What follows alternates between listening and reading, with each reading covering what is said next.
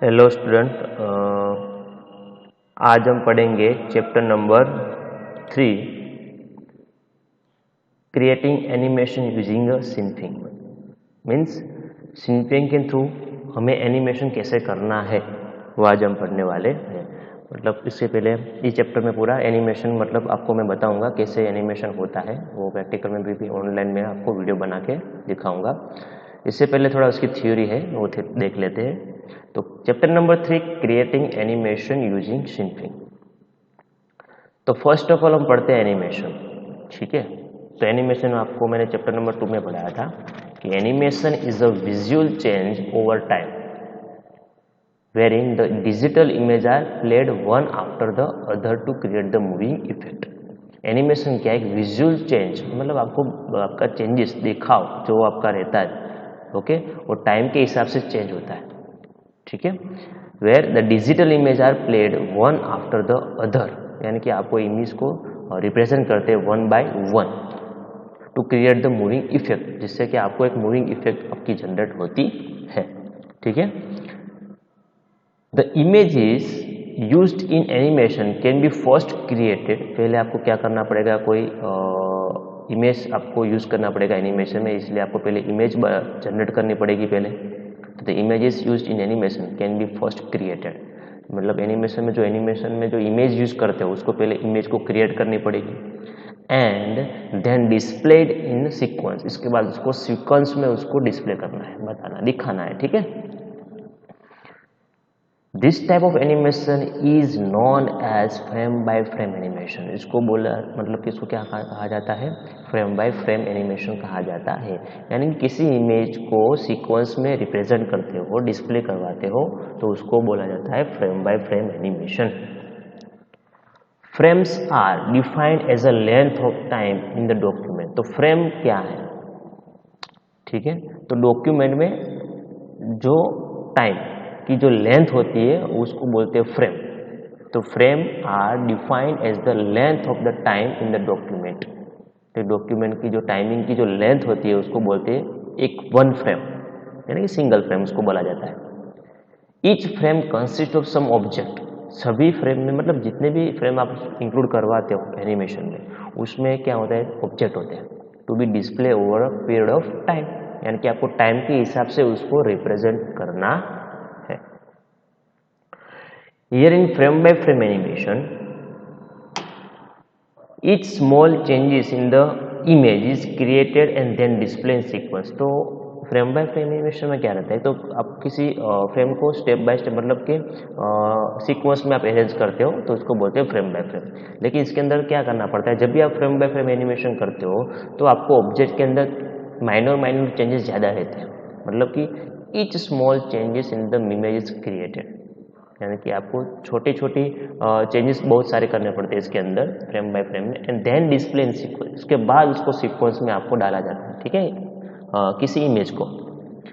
This method is slow and tedious. वो क्या है? मतलब स्लो है और टीडियस यानी कंटालाजनक है, स्लो यानी कि okay. It also requires lots of times and resource. इसके लिए आपको बहुत सारे टाइम ले लेगा आपके पास से और रिसोर्स भी उसको ज़्यादा लगेंगे उसको एनिमेशन को रिप्रेजेंट करने के लिए। तो ये हुआ आपका frame by frame first animation, मतलब आप एक फ्रेम बाय फ्रेम के थ्रू भी एनिमेशन कर सकते हो। फर्स्ट टाइप हमारा ये है, ठीक है, frame by frame animation. Second है to other simple way to create animation is through key frame. दूसरा है हमारा की फ्रेम, कि की फ्रेम थ्रू भी आप एनिमेशन कर सकते हो। तो इसके अंदर क्या है? A key frame is a frame in which we define a change to an object property. इसके अंदर क्या आता है? आप किसी ऑब्जेक्ट की प्रॉपर्टी को चेंज करना है और डिफाइन करना है उसकी प्रॉपर्टी को, ठीक है। Using key frames you need to specify the first position and the last position of the object. मतलब आपको क्या करना है की फ्रेम में कि किसी ऑब्जेक्ट को फर्स्ट पोजीशन में रखना है और इसके बाद उसको लास्ट पोजीशन में आपको अरेंज करना है, स्पेसिफाई करना है। तो using key frames you need to specify the first position उसकी और last position of the object, यानी किसी ऑब्जेक्ट की फर्स्ट पोजीशन आपको मेंशन करनी है और उसकी लास्ट पोजीशन आपको मेंशन करनी है। The in between frames are automatically understood and need not to be specified. इसके बीच में जितनी भी फ्रेम बनेगी वो ऑटोमेटिकली वो ले लेगी, आपको उसको ड्रॉ करने की ज़रूरत नहीं है। जिसमें हम फ्रेम बाय फ्रेम में आपको बताया कि एक फ्रेम, उसके बाद दूसरी फ्रेम, उसके बाद तीसरी फ्रेम, फोर्थ, फिफ्थ, सिक्स, तो ऐसे बहुत सारी फ्रेम। सपोज कि आप किसी ऑब्जेक्ट को यहाँ से मैंने ड्रॉ किया है और यहाँ ले जाना है, तो उसमें बहुत सारी आपको फ्रेम ड्रॉ कर करके यहाँ से आपको यहाँ ऑब्जेक्ट होगा, मतलब जाएगा, मूविंग करेंगे समय के हिसाब से। मतलब ईच फ्रेम में आपको, दर एक फ्रेम में आपको टाइम पीरियड देना पड़ेगा। क्या करेगा, एक फ्रेम इसका टाइम अलग, दूसरा फ्रेम का, तीसरा फ्रेम का, उसका टाइम बाय टाइम आपको करके मतलब लास्ट में आपको यहाँ आपका ऑब्जेक्ट प्लेस करेगा फ्रेम बाय फ्रेम में। लेकिन इसके अंदर क्या है कि आपको किसी ऑब्जेक्ट को दो पोजीशन देनी है, एक स्टार्ट पोजीशन देनी है और एक एंड पोजीशन देनी है। बीच में जो इन बिटवीन जो होते हैं उसमें क्या कर लेगा, तो सिंथिंग जो हमारा है ऑटोमेटिकली उसको समझ लेगा, मतलब कि उसके अंदर ऑटोमेटिकली उसको फ्रेम उसकी इंक्लूड हो जाएगी। आपको यहाँ पे ड्रॉ करने की ज़रूरत नहीं रहती है, वो ऑटोमेटिकली काउंट कर लेता है कि इसके बीच में कितनी फ्रेम आएगी। यार इसमें नहीं होती, आपको सभी फ्रेम ड्रॉ करके यहाँ पे मूविंग करना पड़ेगा। फॉर एग्जाम्पल से we want to show a circle moving from left to right. मैंने बताया आपको कि किसी सर्कल को मुझे यहाँ से यहाँ मूव करना है, तो पहले क्या करना पड़ेगा, here you need to create the key frame on left and include the last key frame the right. दो की फ्रेम बनानी पड़ेगी, एक लेफ्ट वाली और एक राइट वाली की फ्रेम बनानी पड़ेगी। मतलब यहाँ पे आपको एक सर्कल ड्रॉ करना है, एक दूसरे के यहाँ पे सर्कल ड्रॉ करना है। The series of frames in between are drawn automatically. मैंने बताया कि इसके बीच में जो गैप रहता है वो ऑटोमेटिकली सिंथिंग क्या कर लेगा, उसको फ्रेम अपने हिसाब से बना लेगा।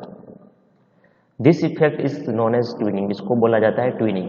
क्या बोला जाता है, ट्विनिंग इसको बोल सकते हो।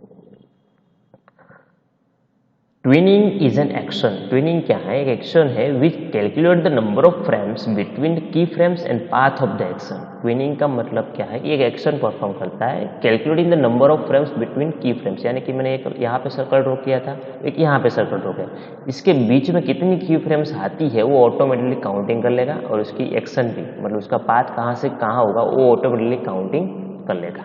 कि आपको इस यहाँ पे ऑब्जेक्ट ड्रॉ किया, यहाँ पे ऑब्जेक्ट ड्रॉ किया, तो ऑटोमेटिकली उसका पाथ आ जाएगा यहाँ से लेके यहाँ तक, तो अपना पाथ भी ऑटोमेटिकली डिफाइन कर लेता है। उसको दिस टाइप ऑफ एनिमेशन को बोल सकते हैं सेल एनिमेशन भी बोल सकते हैं। क्या बोल सकते हो, cel animation. And the computer generally enjoy this type of animation. मतलब कि ज़्यादातर कंप्यूटर क्या इस टाइप का एनिमेशन को सपोर्ट करता है ज़्यादातर। ठीक है। The real difference between vertices of animation software is how much to be drawn by user and how much is automatically generated by the computer। किसी सॉफ्टवेयर मतलब आपको एनिमेशन सॉफ्टवेयर का वेराइटीज आपको देखनी है, उसका डिफरेंस देखना है, तो आपको क्या देखना पड़ेगा कि यूज़र को कितना ड्रॉ करना पड़ेगा और ऑटोमेटिकली यानी कंप्यूटर कितना ऑटोमेटिकली ड्रॉ कर लेगा, मतलब कि जनरेट करेगा। उसका दोनों का डिफरेंस आप अगर ले लेते हो किसी सॉफ्टवेयर का, तो आपको पता चलेगा कि बेटर सॉफ्टवेयर कौन है, कि यूज़र का कितना मतलब कि इंक्लूड करना है यूज़र की, ठीक है, और सिस्टम कितना अपना एफर्ट लगाता है, और यूज़र कितना एफर्ट लगाता है, मतलब यूज़र कितना ड्रॉ करता है और सिस्टम उसको कितना ड्रॉ करके देगी। तो इससे डिफरेंस से क्या पता चलता है कि कौन सा सॉफ्टवेयर जो बेटर है ड्रॉ करने में। ठीक है, तो ये आपका हुआ की फ्रेम एनिमेशन। उसमें ट्विनिंग भी देख लो क्या है, सेल एनिमेशन भी देख लो क्या है। ठीक है, फिर इसके बाद तीसरा है एनिमेशन, मतलब जनरेट कर सकते हो animation. Another type of computer animation is known as kinematics. Okay, ये थर्ड नंबर पे काइनेमेटिक्स। काइनेमेटिक्स में क्या है, only it is just study of movement या movement and motion of object that have joint such as a walking man या running leopard. Okay, उसमें क्या है कि आपको ओनली स्टडी करना है, मतलब it is the study of movement. ठीक है, मूवमेंट किसी ऑब्जेक्ट को कहाँ से कहाँ मूवमेंट करना है, या motion of object that have joints. ठीक है, एंड सच आपको किसी पर्सन चल रहा है या कोई लेपर ड्रॉ कर रहा है, मतलब कि रन कर रहा है, ठीक है, दौड़ रहा है, तो ये यहाँ पर इसको बोला जाता है काइनेमेटिक्स एनिमेशन, आपको ड्रॉ करना होता है। In some animations we can use an effect known as a morphing. उसके बाद दूसरा आता है एक मॉर्फिंग आता है। क्या आता है, मॉर्फिंग। तो where in the image transform into another, यानी किसी एक इमेज को दूसरे इमेज में ट्रांसफर कर रहे हो तो उसको क्या बोला जाता है? मॉर्फिंग। मॉर्फिंग में क्या रहता है? एक इमेज को दूसरी इमेज में ट्रांसफॉर्म करना रहता है। से for example you must have seen that person face transform into another face so and so. आप देखते हो टीवीज में कि किसी एक पर्सन का फेस क्या होता है? ट्रांसफॉर्म होता है, यानी कि एक फेस में से दूसरे फेस में ऑटोमेटिकली कन्वर्ट हो जाता है, तो उसको क्या बोला जाता है? मॉर्फिंग। ठीक है, फेस का बदलाव, मतलब कि एक फेस से दूसरे फेस में आप डाइवर्ट करते हो, उसको बोला जाता है morphing. Many products are available in the market that support this type of effect. बहुत सारी प्रोडक्ट्स है जो सपोर्ट करती है दिस टाइप ऑफ इफेक्ट। ठीक है, तो आपको तो पता चल गया कि मॉर्फिंग में क्या रहता है। तो ये सब आपको ये पूरा एनिमेशन में ये यहाँ से लेके ये जो पैराग्राफ है, ठीक है, उसमें एनिमेशन क्या है, तो एनिमेशन किस तरह से ड्रॉ करते हो, मतलब एक फ्रेम बाय फ्रेम एनिमेशन आता है, की फ्रेम एनिमेशन आता है, इसके बाद काइनेमेटिक्स और ये मॉर्फिंग। ठीक है, ये एमसीक्यू में मोस्ट टाइम पे है। ठीक है, तो आपको ये पढ़ना है। ठीक है, इसमें एमसीक्यू आ सकते हैं। इसके बाद एक क्रिएटिंग एनिमेशन, मैं आपको नेक्स्ट वीडियो में बताऊंगी कि एनिमेशन कैसे क्रिएट होता है। ये इसका सॉफ्टवेयर है, इसको मैं आपको दिखाऊंगा इसमें कैसे एनिमेशन होता है, किसी ऑब्जेक्ट कैसे मूव करता है। ठीक है, तो फिलहाल आज इतना ही कि एनिमेशन में कैसे ड्रॉ करता है और उसके टाइप्स कौन कौन से रहते हैं। ठीक है।